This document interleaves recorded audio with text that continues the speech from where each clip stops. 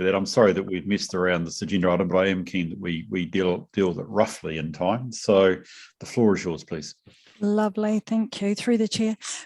Further to the report, I just was sort of reflecting on a couple of things. One of them was in doing our flood hazard mapping.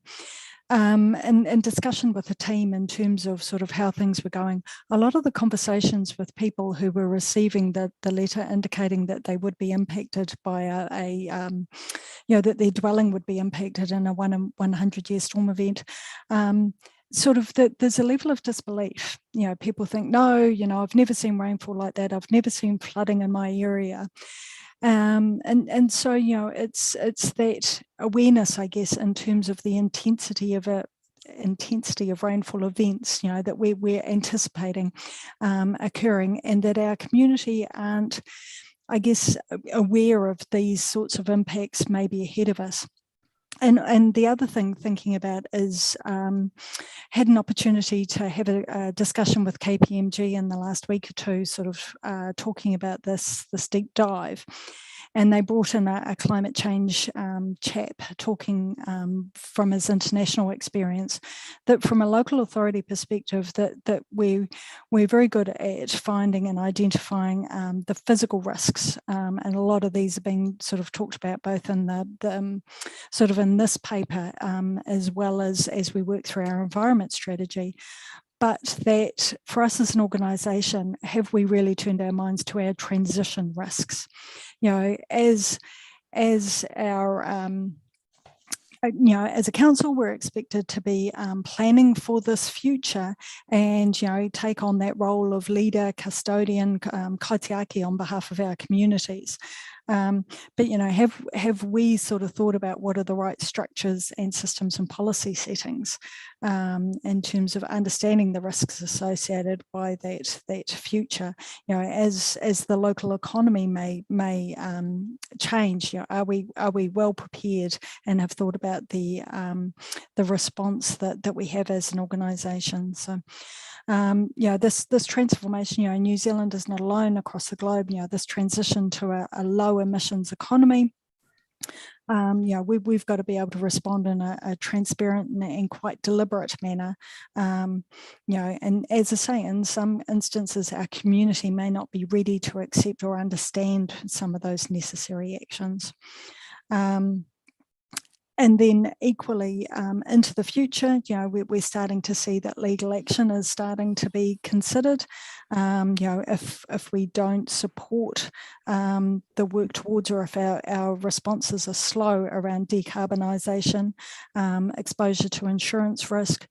Out of interest at the moment, there is a group who are taking a judicial review of the National Land Transport Plan and program that was adopted by the Waka Kotahi, on the basis that hasn't taken enough recognition and cognizance of the commitment to climate change and the decarbonisation of transport. So as I say, it's those sorts of aspects that kind of turning our minds to are things that are ongoing. However, with respect to where we find ourselves at the moment, with respect to the mitigations that we are undertaking as staff, I've given an outline in terms of where we are at that.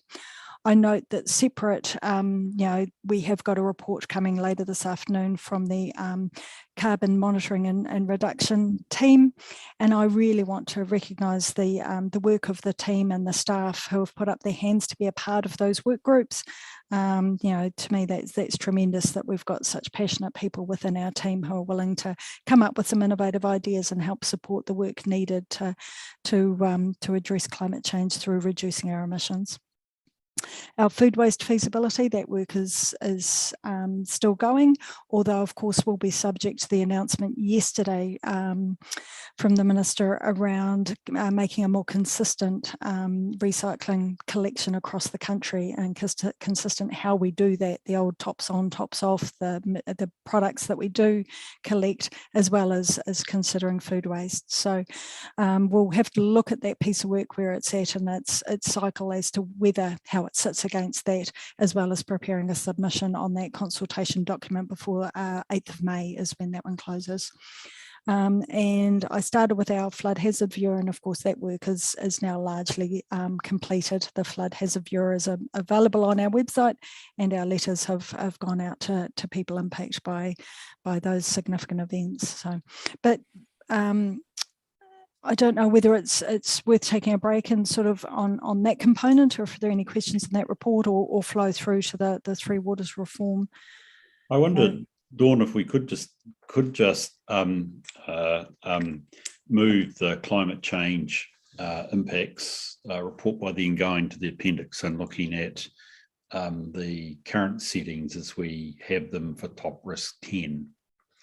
Okay, because I think this is really valuable, and there's much in your report that I have found interesting and valuable to understand how we're approaching it as a strategic risk. But there's no but, and the appendix has how we encapsulate that at the moment, correct? So I'm wondering if I could appoint committee members to that, and then now raise it open for comments or questions around this area if folk would like to raise them with Dawn. Maybe just making comment through your chair as well, that internal audit, I think that's going to be a really useful exercise for us to undertake in the latter part of this year, because that's, around middle of the year, we're anticipating the government paper on emissions reductions and targets and the like. So, I think our internal audit program is well timed. Mm. So that would be logically something that we should add to the significant planned additional mitigations. Actually, when you think about it, I mean, it is part of that process, because we take our risk as being council does not understand or adequately prepare for climate change. We think we've got to be able to see that the internal audit is a little help along the way on that one, Dawn. That makes a lot of sense. Okay, folk, are there further questions anyway for Dawn on, or indeed Gary, on this process? Oops, I have one, Bruce, and I suppose it's more of a comment, and although I think it is a risk that we're facing that may not be covered in sufficient detail, is I perceive a divergence of opinion between the technical, if you like, professional advice and the political accountability issues in terms of what our roles are in terms of the public. And it was more in terms of what was happening with the Three Waters reform, but I also see it in the climate change where, as you say, technically we can predict that these flood events are likely to happen or at some point, and people's houses are going to go under, and nobody actually believes it. So the pressure comes on politically then to, I suppose, I was going to say ignore it, but to try and soften what mitigation measures we need to take to actually protect people now and into the future. And it might be 100 years out, but it could be next week. And as they found out in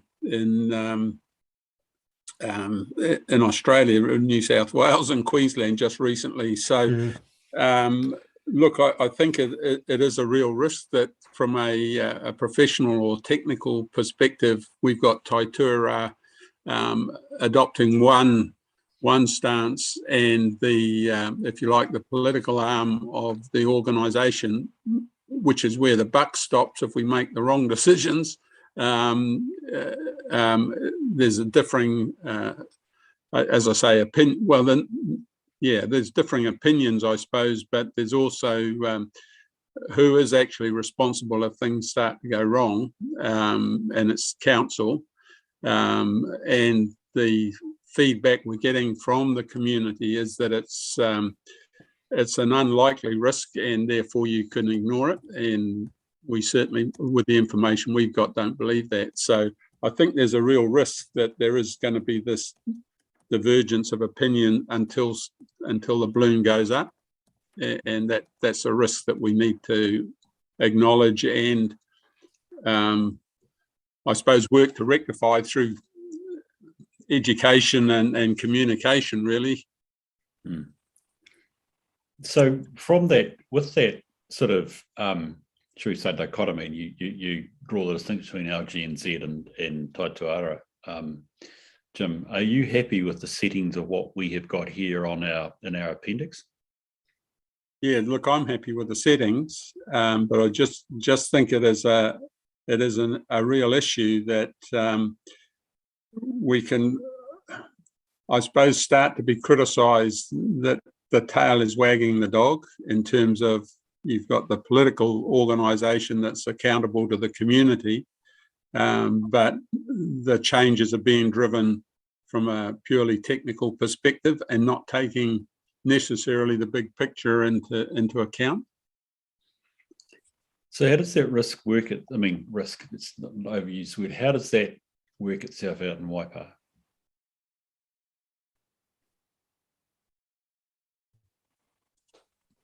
That's the crunchy point, isn't it? Yeah.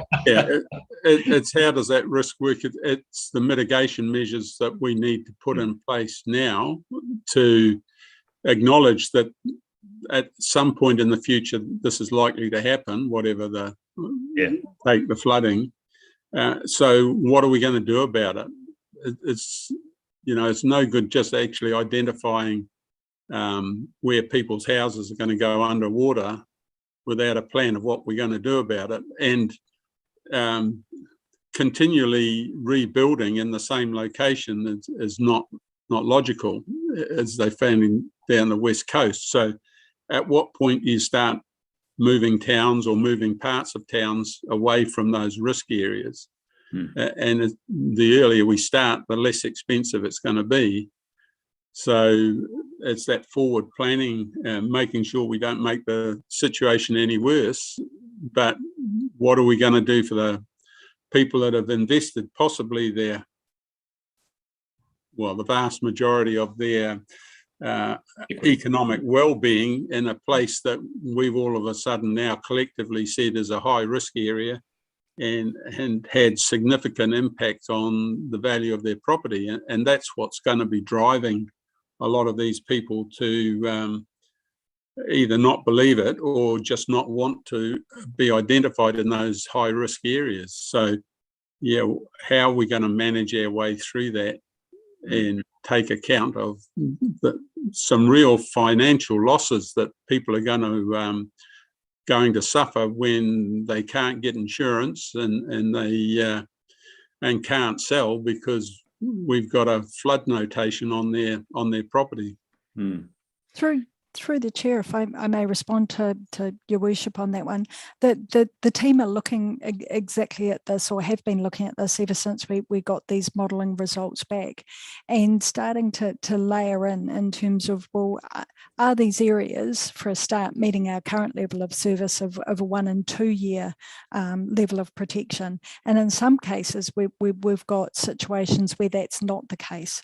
And so our program of work is now being developed in terms of, well, what are those immediate ones that we need to do upgrading work to achieve that 1 and 2 year, and then rerun the model in terms of, well, does that diminish the amount of flooding such that the property may still be inundated but not the dwelling?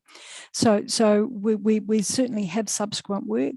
We've talked previously in terms of whether our level of service is about right, and certainly had feedback that level of service, the 1 and 2 year protection for our developed urban areas was appropriate. So now it's making sure we all, as I say, all areas meet that, and then re-looking at our models subsequently.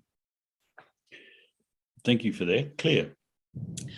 Yes, thanks, Dawn. It's great to hear that program, which I thought that you were working on that. And as someone who was initially identified as having a house that's at risk, I'm really pleased to hear that, because that was something that went through my mind. Like, if the risk is due to council's stormwater infrastructure, is there any lever to make sure that that's, given, maximised to eliminate as much flood risk to private property as possible.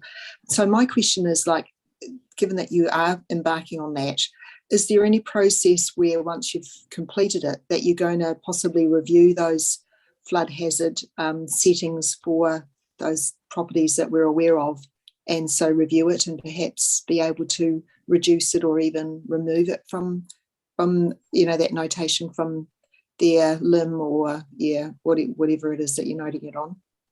Absolutely, I think it's appropriate to do so. I guess the only other component of it is that over time, we're using equally the latest rainfall data, and will that start to alter over time, that our storm events, the intensity becomes even greater over time, so that we mitigate some risk, but we've got increased risk of just that level of inundation. And certainly the what we saw in Australia recently, it was for me, it was the conversations or the interviews with people that just talked about the absolutely torrential downpour and the duration of it, and so yeah. But yeah, in terms of re-looking based on the data that we have, we will certainly do it. But yeah, as I say, it's not necessarily an automatic uplift, I don't think. Oh no, but it's really reassuring to hear that not only are you reviewing what's on the ground in Waipa with our infrastructure, but there's sort of a living document or a moving like you're also looking at the models that are being used to predict rainfall, and you're updating those all the time as well. So that's really encouraging. Thanks. So it strikes me, and don't take this wrong, Dawn, but this gets us to the starting line, I think, in lots of ways. It strikes me that when we've got these mitigations in hand, so the environment strategy completed, we've got our sort of initial rounds of carbon monitoring. We're going to come back to that later, and the food waste you said, and you've completed the flood hazard stuff, but you're going to monitor. It strikes me that then there might well be a recharacterization of actually what the risk is. I think it would be fair to say, so that it's somewhere. And we've added the fifth mitigation, obviously, which is the internal audit work. It seems to me that the nature of the risk changes because it's really we don't understand or we haven't prepared. But then it must. I think the risk moves to something different. I haven't quite got in my head what that is, but I think it's a different stage, Dawn. I agree, absolutely. Okay, so look, I do want us to move on. We have got Leon not too far away, but I also want to make certain people are happy that actually, in a sense, we have said this is what we can do. It's in our control. It's logical at this stage. I guess the critical thing is there any other final comment about whether that's enough, about right, we should be doing more, or even the characterisation of the risk? Any other comment that folk would like to make at this stage for Dawn in the committee? Right, okay, well, we'll move it on. If we can move on to the three waters at this stage, Dawn, that would be very helpful, please. Excellent. So I guess subsequent to the report last week, the working group report was released with a number of recommendations back to the minister. So with respect to I guess the reform program, we are now back in the position of waiting for a ministerial announcement. I understand over the weekend that the minister sort of said that there had been some missteps in terms of an underestimation in terms of community feedback and response and level of interest, I guess, in terms of this this reform program. So yeah, now from our perspective, we are continuing on to just keep a watching brief, trying to keep staff as connected as possible to this, because they're kind of at the heart of this, and having uncertainty is definitely challenging for them as to what their future holds. And alongside this, I guess the level of work going into the Community for Local Democracy, which equally is advocating to government for a pause and a revisit to alternative models to be looked at. So there's kind of the reform program. In the meantime, the delivery plan investment from the DIA, the $6.8 million, that program is coming to a completion. It was originally forecast that it was meant all works to be delivered in that program were meant to be finished in February 2022, but that was extended through to June post-COVID, once the DIA understood the implications from particularly the lockdown and last August. So, but yeah, from council's perspective, all of those projects are looking like being successfully delivered, and you know, it's been $6.8 million we've been able to invest in our waters area and activity. So, but yeah, welcome any questions with respect to the risk and the mitigations. I think, to be honest, there may well be some elements that will be good to pick up with you, Dawn, this afternoon, or indeed with Gary, particularly around the position. If I was to go to the risk on the appendix, it says, if council does not understand and or adequately prepare the proposed rule, there may be an adverse financial and reputational impacts as well as economic and social well-being on the community. Could be negatively impacted. So we're saying the risk remains residually high, and that suggests and raises the question that, you know, that's perhaps that's less than comfortable in terms of a risk setting, but given this is a external and Crown-based initiative, not a Waipa-based initiative, it probably is pretty hard to reduce lower than that. If I was to look at the mitigation, which is apart from delivery of the project, which is great to hear, managing council's response and understanding is the key mitigation. Are we comfortable, and I'm opening this not just to you, Dawn, but Gary, or indeed to the committee, are you comfortable at the general direction of our effort to date? Absolute silence. No. I'll take that as a yes, will I? Roger? Yeah. Thanks, Mr. Chair. Yeah, I really am comfortable with the council response. The only, I think we're handling it well internally in council, and certainly the work that Mayor Jim and CEO Gary have been doing on this, and particularly in that, what's it called? Community for whatever it is. And the number of meetings that we've had over that and workshops that we've had. My only challenge is in the community and the community understanding and what they are aware or not aware of what Waipa District is actually doing in terms of trying to get some sense out of this whole deal. I think there's a lot of misinformation out there, and I'm just wondering how our good name is being perceived through that misinformation out there. But I think we're doing what we can, and I applaud Mayor Jim and Gary for their efforts in that regard. Jim?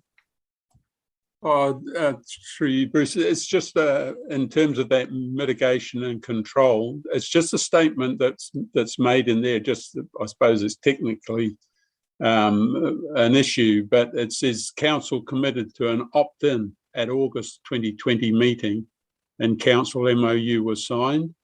It just needs to be clear what we opted into there. We opted into that the funding package that was yes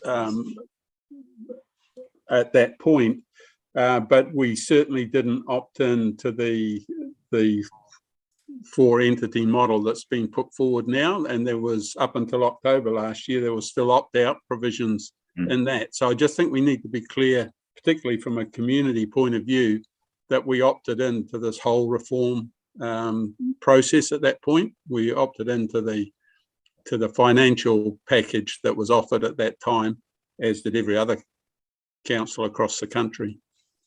So Roger's raised a really interesting point there, which is that there is certainly an external facing nature to this risk, which is reputational, and it's comms. Saying we need more comms is an easy thing for any governance member to say, including myself. How are we going in terms of that relationship with what our actions are and where the community's at? Can anybody give me an idea? Gary? Yeah, look, yeah, that indeed, Bruce, was the minister's response last night when she talked about one of the things that she underestimated was the community's understanding about the way in which councils had managed Three Waters and the difficulties we were confronting. So I think there's likely to be another tranche of central government advertising to convince the community that a change in governance arrangements is the most appropriate thing to do. The question that looms large in my mind, and I've not had a discussion with the council, is what ought YPA's response to that be? I mean, YPA's had a massive capital works program. We know we've been constrained by the government requirements in terms of financial prudence limits. And so in many cases, it really is difficult for councils to spend the quantum of money required and manage growth and live within the government's restrictions and deliver top quality waters infrastructure. We've managed to do it, but my fear is that in terms of reputational risk, bringing the public up to speed with the whole big picture in terms of the statutory constraints under which we operate and the way in which we've managed our waters infrastructure, it's going to be a really tough ask and require a lot of dedicated resource. And I guess a preferred response would be to try and engage with Department of Internal Affairs and the Minister as they craft their public relations campaign on this thing, so that the public get a genuinely fair indication of how the picture stands for territorial authorities across New Zealand. Which makes me, that's a very helpful view. And it actually, I mean, I think what you're signalling, Gary, is that we're entering a period of actually heightened risk on the basis that to justify reform, there is a sense to which you ignore or even put down the efforts of council in terms of future costs, etc., and what is the legacy. So that's makes me wonder whether indeed, as much as we've got these mitigations in place, and that first line, Dawn, is a very big one, whether in fact the residual setting is indeed high. It might be our target, but I'm struggling to understand. Well, I suppose we've got a current assessment of very high at the moment. I wonder whether that's even the right colour. But anyway, it's not the biggest problem we've got today. Andrew, you've got a point, mate. Yeah, thanks, Chair. Yeah, thanks for that, Gary. That was quite enlightening to me, and I encourage you and all your, our waters team to certainly try and make some input into whatever the government decides to do going forward, not least of which because the original advertising campaign was an absolute horrendous disaster, to put it mildly. Yeah, if they carry on in that vein, I think we would just end up, or everyone would end up in a worse space than we are currently. So yeah, thanks. So I wonder, Dawn, if there's just a couple of minor adjustments that could be made. Perhaps I'm not going to suggest a change in the coloured settings, but I just wonder, picking up on Gary's very good point, in the left-hand column we have key risk drivers, which is external. I just wonder if there is I wonder if there is a way to capture sensitively the issues around a resetting by the Crown of their program, including the communications, because I think we're reflecting the impact would continue in the way that we've got there. But I just think it's important that we capture that. The other thing we need to capture is obviously that really important change that you suggested, Jim, to the top there. Claire, you've got something you need to add. Sorry, I didn't see your hand up. Yeah, thanks. Dawn, like I certainly agree with, the way you've presented the risk. I've really picked up your concerns about water staff, and I was a bit concerned to see that you think you may have lost some staff because they don't feel like they're recognising the risk that's in the sector and finding, safer havens, I guess. And I understood that the DIA was sort of working directly with staff or providing a lot of support in, the waters employment area so that we weren't going to get this effect. And I just don't have confidence that that's, working effectively. And so, like this was flagged really early on about how short of specialist roles, we had, and also the need for more new people coming through to train them up and things like that. And yet it just looks like all of those outcomes that we could foresee were going to happen that was so negative. And there's a real risk that they're actually going to materialise. Yeah, so I'm just, if you could give me a bit more info about how effective you think the DIA actions are. Yeah, through the chair, I guess it's a wait and see. As yet, the National Transition Unit and Lila Hari is the person who's leading the personnel and workforce work group, are certainly well aware of all of the issues and risks. I guess alongside this reform program, you've got a couple of things, the tight labour market that's happening, so that people have lots of opportunities.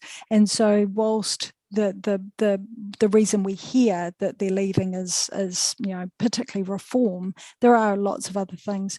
We've had, and I guess Gary alluded to it as well, we've got quite a change in program. We've been through some very exciting times here with big infrastructure build, and so there's a little bit of people are going, oh well, actually now there's going to be big infrastructure build elsewhere, so I'm better placed in a consultant to really reuse those skills. We have grown some great people. They're going to look for opportunities, and equally people are sort of saying, oh well, actually maybe being a part of the work groups within the National Transition Unit or the local area establishment entities may be an opportunity. And at the moment, those consultants may be seen as that stepping stone to be able to fulfill those ambitions. So yeah, absolutely. I think everyone's sort of identified it as a risk and talked about the mitigations, but you're right, we haven't seen a lot of those play out as yet. So yeah. I'll ask Gary to make his perhaps a final comment as well, but if I could just reflect on that one, Claire, Dawn's characterisation that this is an issue and the nature of it is real across the country. But it also reflects from our top risk strategies, the interconnection between top risk one, which is sufficient staff, with indeed this issue. Probably there's a few others as well. It keeps coming back to staff and resourcing, doesn't it? But this does reflect that. Gary, you've got a comment you'd like to make. Oh yes, just in relation to the commentary around the minister's response to public being ill-informed about the waters infrastructure and the drivers for change. Look, that's something we'll pick up with both LGNZ and the Communities for Local Democracies group, who I understand is meeting the Minister and possibly the Prime Minister on Wednesday. So potentially a good opportunity to raise those two issues then. Yeah, that's great. Right. So look, I just think that's another thing then that we haven't got Claire's point, Dawn, in terms of the impact is perhaps staffing and the connection to the strategic risk one. I think that would be that would be important to capture there. So again, if we come back to thinking that this is the snapshot of how we see the strategic risk in the way Dawn's led us, it would strike me that it seems like two very simple mitigations, but it doesn't mean to say there isn't a power of working behind that, Dawn, in terms of what's going on, or indeed at a political level with the communities for local democracy, etc. But I'm not certain at this stage there's anything else that we would want to add, or that you're necessarily requesting we add. And I guess finally, even though we've got these mitigations, I do suspect at this point it won't get us past very high in terms of our current risk assessment. It'll be very hard to get to high at this stage, I think, in the cycle. Any final comment, Dawn, perhaps, and then I'll put it to the motion. No, I think that for me, one of the comments coming out of the working group is this lack of clarity around stormwater and future management of stormwater. That seems unclear again, and I think that's an area where it is high risk for us in terms of the impact on our future business. So at the moment, given the levels of uncertainties around all of the components of this work, I think sitting at very high is appropriate. Thank you. Look, Dawn, I appreciate these are two big areas. And the big area is about the future of Waipa and our community. So thank you for doing this. I always feel when we do these, we deal with them lightly. I think that's wrong to put it that way, far from it. You've put a lot of effort into it, and I think my committee members that we have as well. What I do think it needs is some regular revisiting by us in support of you and Gary and the team as you try and get through it. So an open invitation to bring either of these back whenever you believe we need to, even if it's off cycle, because I sense, well, as we've discussed with Three Waters, it's such a moving feast. It may well be that we should be reassessing risk. We should be asking the question what we can do to support you and management deal with these issues. So thank you for that. Can I move to the resolution, please, which is that the deep dive into the risks from Dawn be received, and I think that it's right. I thought it was only one.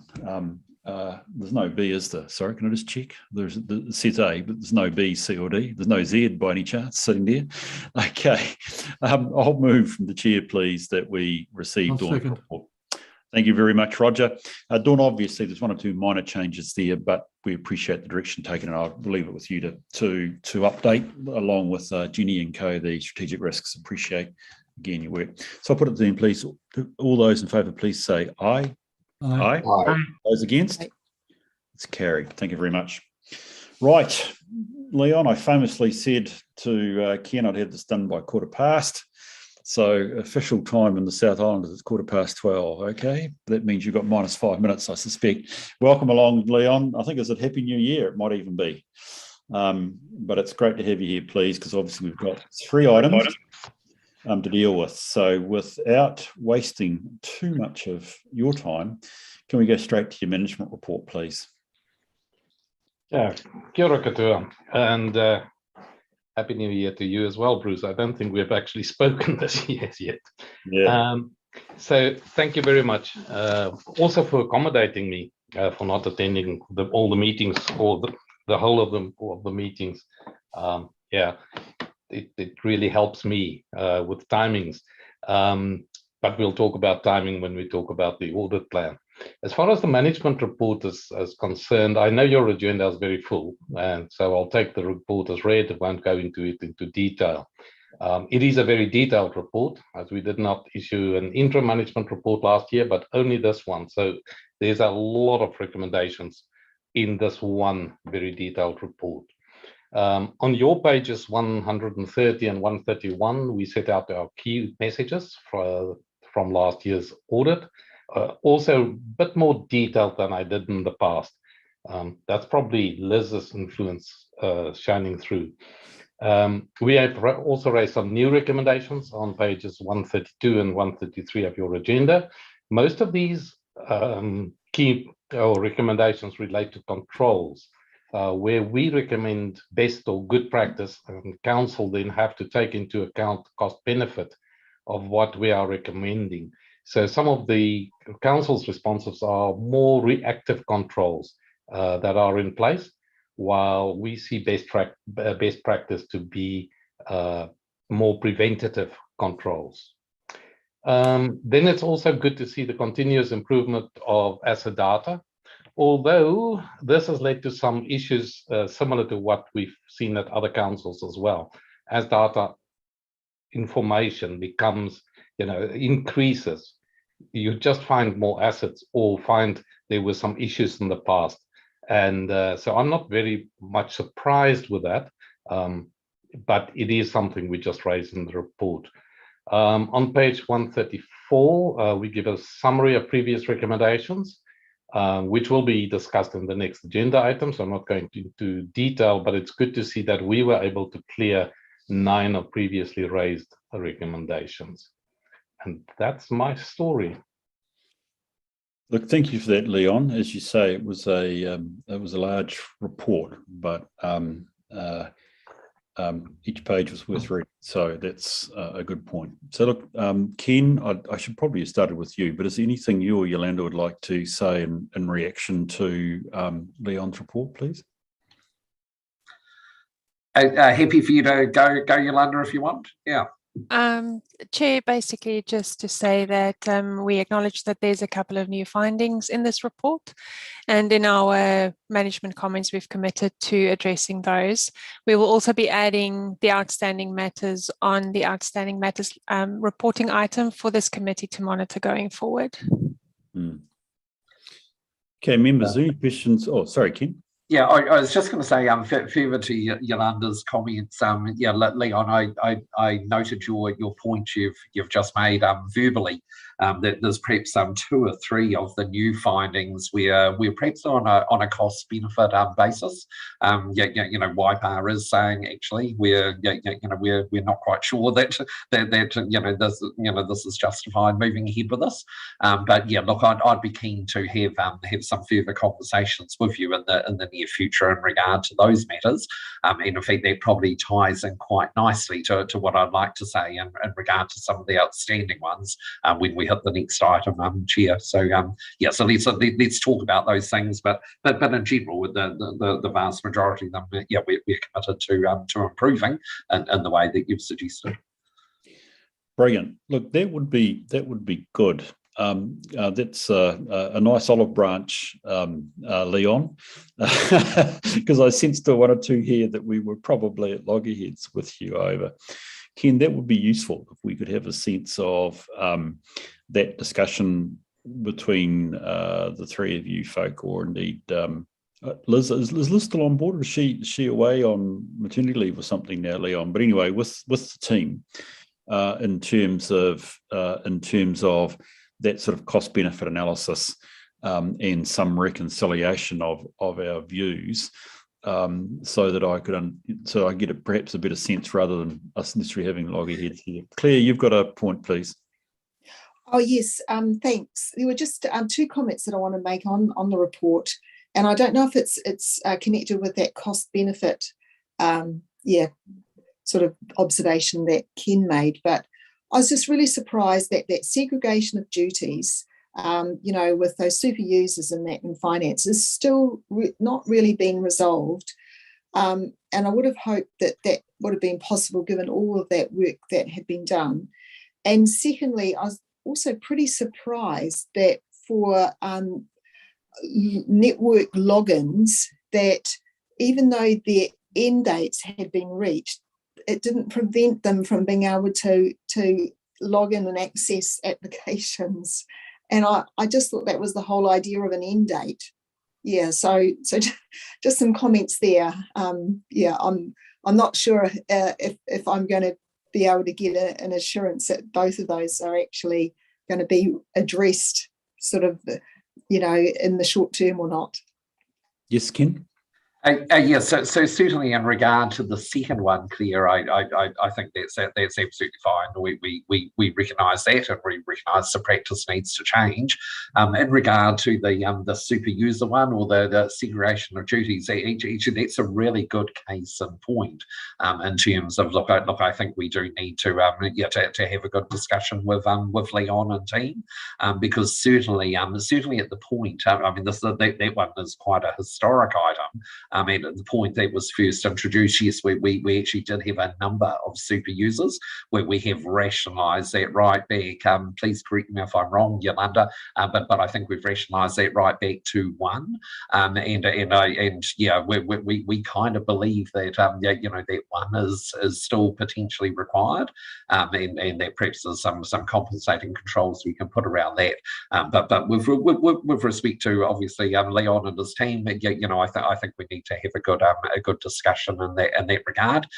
So look, my proposal would be that we look to do that in the next 3 months before the next meeting of this committee, so that when we come back to you in regard to the outstanding management report items, acknowledging that all of the new points from this report will then merge into that outstanding management report item thing. We can give you a really clear steer in regard to what both WIPAR management and Audit New Zealand are thinking on these items. I'm hoping that we can make that progress, and bring that back to you at the next meeting. I think that would be good, Ken, even my eye was attracted to the financial delegations one actually out of interest as well. So there's a few there, and I think we've probably already stepped more than enough into our next agenda item. But Ken, I think that's a really good thing, and Leon, I hope that's something that that we could engage with you constructively on. It is something. And perhaps you may even want to talk about that when we get to your audit plan one, but it would be great if we could do that in the next 3 months. I'd be very keen that we try and have this sort of discussion and get to a common ground on these things before we really rip too much into the new audit, albeit it's part of that ongoing process of auditing. I appreciate. Look, one thing just for the benefit of the committee. We've dived to the recommendation end of the scale, and it's not that I wanted to dismiss that as sort of the small end of the scale. But Leon, I just wonder if there's anything more particularly from your perspective about the overall performance and function of WIPAR that you'd like to say. I mean, in a sense, your report talks about the control environment. It talks about the higher level stuff. I essentially assume that you're reasonably comfortable with where we're at. Yeah, Mr. Chair, definitely we are overall comfortable, and I think also I took note of your recommendation that we engage with Ken and the team, and we have a meeting a discussion within the next 3 months before your next committee meeting. And what I envisage that to see is what is the risk to council, and how is council addressing it? And because there is an impact on my audit, but that shouldn't drive the fact that I follow a substantive approach instead of a controls-based approach. That shouldn't drive WIPAR's responses. It is what's the risk to WIPAR, and how is that addressed by management? So we'll have that conversation with Ken. There's nothing more, because I've been referring WIPAR or the OAG to WIPAR for good practice on a number of areas. So I don't have any further concerns to share. That's comforting to know. So thank you for that, Leon. I'm glad you said it. I don't want to put totally the words in your mouth, but I do appreciate that. That's comforting. So are there any other questions, folk? Otherwise, I think I would like to move to the recommendation at this stage. There are none. Can we just move to the recommendation that we receive Yolanda's report, which of course inherent in that is obviously Leon's report, and with an acknowledgement that there is an additional piece of work that will follow on. But again, I don't think we need to capture those actually in the resolution. Were you trying to say something, Claire? Or you're moving the motion? Thank you. Yes. Appreciate that. So move, Claire. Do I have a seconder, please? Thank you, Andrew. Is there any discussion on the motion? There being none, I'll put it. All those in favour, please raise their hands. Aye. Aye. Those against? It's carried. Thank you for that, and thank you for a full report, Leon. It was, you haven't scrimped and saved on the paper, which is actually me saying well done, because you've had a pretty busy year. So to get this out with good detail is appreciated. I do thank you for that. Can we move to the next item, which I think is the management report items, which probably in lots of ways, Yolanda, we've done a fair bit of, but you and Ken, if there's anything you'd like to say. Yeah, so through the chair, look, I'll just jump in on this one. In effect, we've almost talked through this anyway. Yeah. But look, I was just going to say, look, yeah, what I was going to say, and in fact, have already said is, look, we're really keen just to talk to Audit, about these outstanding items. Wonderful, Leon, that your team did clear 9 of the 18. So of course, committee, we've been able to remove those 9 items out of this report. That's been wonderful, because some of those were fairly historic. But yeah, look, we're left with these 9 items. So I think there's on a quick count, there's about 3 or 4 of them that we're kind of thinking we have pretty much addressed. And perhaps the case in point is that first one, the EPO system uptake, because we're kind of struggling a little bit when we read Audit's update in that second column, the February 2022 update, where it almost is an indication that look, we've pretty much solved the issue. We've come a long way. We've actually also had KPMG in their report, which was on the agenda as an earlier item, saying that they were looking at procurement and contract management, and they've indicated, look, EPOs are up and running and you're utilising them fully. So kind of struggling that item is still on the agenda. But look, rather than going into the detail now, let's Leon, we've agreed we'll have a good chat as you do your interim work in the lead up to this audit, and particularly over the next couple of months, so that we're in a position to come back to this committee, hopefully singing from the same song sheet. That would certainly be what I would like to have happen. So yeah. I'm trying to think whether you guys are good singers or not, but I'm assuming you are. It'd be a nice duet both. So I look forward to it. We just know what you're going to sing. Okay, look, that's fine. Are there any other? I think we've had a fair crack at this, so I'm going to suggest Ken really has summed it up. Leon, I think I can leave it that we'll move on. You don't have any comment you need to make at this point? Thank you. No comments from me. Let's look at the resolution, which is that we receive Yolanda's report. Again, thank you, Yolanda. It's important that we do keep ourselves over this, and we're looking forward to the report. And indeed, let's acknowledge as we go to this resolution exactly the point that indeed, from singing from the same song sheet, we have cleared 9. So that's well done, Leon and Ken. Appreciate that, and Yolanda, the work that your team would have put in to have got us there. So let's acknowledge that, as well as also recognise we're agreeing to a program to address the rest in the ways that we've talked about. So look, I'll move from the chair that we receive Yolanda's report. Do I have a seconder, please? Thank you, Roger. I'll put the motion. All those in favour, please raise their hands. Say aye. Aye. Those against? It's carried. Thank you for that. Right, into the audit plan. Leon, before you speak, Ken, Yolanda, is anything you'd like to say in context before we get going? Thank you, Chair.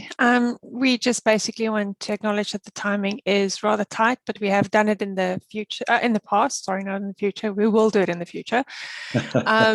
We are committed to meeting these timeframes that we've agreed on. So currently we're looking at the audit commencing on the 1st of August. So we just want to highlight that there would be no monthly reporting in July, but that is our standard practice. On the 16th of August, we are planning a workshop with the Finance and Corporate Committee to have a look at the draft annual report, and then bring it to this committee on the 26th of September for recommendation for formal adoption to council the day after that, the 27th of September. Noting that is tight, but this is the only feasible time that we can secure resources from Leon's team and make the deadline before the October elections, as is our plan. Brilliant. No, that's good. Leon, is there anything you'd like to say in response? I suspect there is. Yeah, thank you, Mr. Chair. I agree with Yolanda. It is, timelines are really tight. I'm also carefully optimistic, but I see two risks to these timelines. And the one is council being able to deliver, not because they're poor deliverers, but purely because the time frames are so tight. Any slip up will cause us issues. And the second is causes the continuing impact of COVID-19 auditing off-site remotely and auditor shortage in Australia and New Zealand. And so at this stage, we've confirmed these dates, but I have to tell you that it is at risk. And if my team gets pulled, there's no way we're going to keep to this. Now, you know me by now that I'm a straight talker and I don't sugarcoat things. And that is why I'm telling you straight out, those are the two risks I see to the timelines. The rest of my report is very similar to the past, the areas of audit focus. I didn't see any reason for changing that. So I'd rather take any questions if any. Thank you, Leon, for a succinct presentation. Folk, is there questions you'd like to raise with Leon or indeed Yolanda? So critical thing is clearly, Yolanda, there's a challenge to get a draft set of accounts together. I guess the critical thing is that you and Ken clearly are comfortable that despite the challenge, that's achievable this year. That's a question. Yes, Chair. I have had meetings with the team. So we are working back from the deadline, working back to ensure that we put systems in place, that we have draft accounts to Leon's team at the set date. So they have a starting point to start their audit. And I think it's fair, if I picked it up from either the management report or indeed the annual plan, Leon, that the new, I'm going to say the new, but now the established mode of communication through the dashboard is working well. You're comfortable with the way that we use it with you, and it is facilitating the audit? Absolutely, Mr. Chair. Also, as far as audit dashboard is concerned, it's going to need proactive approach from us as well, to get our requests in early, so that Yolanda and the team know exactly what we require, and not at a late stage ask questions. Try and avoid any late issues. I'm glad you raised that, Leon, because that was my final point. And it is, as you have said, I'll be wrong. I'll use the phrase vanilla audit. How do you get through it reasonably fast? I get that. The issues don't look that much different to what we've seen in the past. Revaluation, capital works program, those sorts of things, management override of controls. It's a relatively standard thing. Having said that, standard things can trip us up. Is there any chance that the best way that you can do it, that if we're going to have this catch up over internal controls, that by the June meeting we've got some sense that things like revaluations or fair value assessments aren't going to trip us up, or indeed any of those other issues? And again, I guess I'm asking that of you, Yolanda and Ken, as well as also you, Leon. In other words, can we front load the issues? Because it's essentially what you're saying. So perhaps Ken, Yolanda, you might have a view on this first, and then I'll ask Leon. Yeah. So look, Bruce, certainly from our perspective, well, one of the things that does worry us a little bit is that whole revaluation space. So we have geared up to do our fair value assessment early. And in fact, I think we're just about to get underway on that. Yolanda will can speak probably more specifically to the timing. But look, we realise that work needs to be done very quickly and forwarded through to audit so that they can draw the relevant conclusion, because it's already a very tight time frame. If we have to do unexpected revaluations, that will of course make that pretty complicated. But look, we think we're progressing that early enough to get some confidence going into the annual report production. Yep. So, Leon, that's reasonably critical, and I'm saying this as part of the committee here, is that I would be keen in terms of your resource allocation, and it's on the assumption we've done the fair value assessment. I've got no reason to believe that we won't, that actually early clearance of those sorts of matters, I think is going to allow you and us to achieve what our mutual aim is, to have a sign-off pre elections. Is there any comment you want to make on that at this stage? Is that reasonable? Oh, absolutely. That is the critical, those two areas are the critical ones, fair value assessment and all revaluations. And so what we're doing as an organization, as well as to get an internal central, what do they call themselves? Gurus or experts on auditing revaluations, so that we can see if we can get that done very early in the piece. One thing management could consider is to see what external resource is available, because a fair value assessment from a valuer carries more weight than from internal. And is it possibly something Ken and Yolanda will consider, especially in this year that's going to be seriously tight? So through the chair, actually, I can alleviate your concern, Leon. So we have engaged an external supplier to provide us with the fair value assessment.